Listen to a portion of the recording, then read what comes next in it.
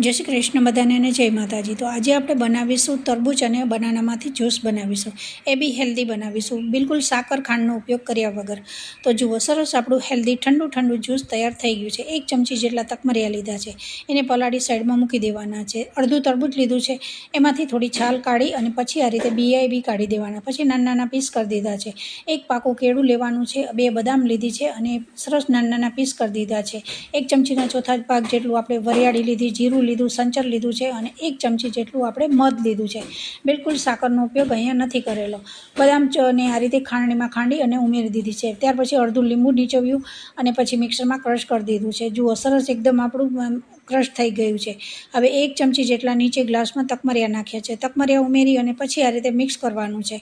ઉપરથી તરબૂચથી ગાર્નિશ કરી અને આપણું ઠંડુ ઠંડુ જ્યુસ આપણું તૈયાર થઈ ગયું છે। વિડીયો સારો લાગે તો લાઇક, સબસ્ક્રાઈબ, કમેન્ટ કરવાનું ના ભૂલશો।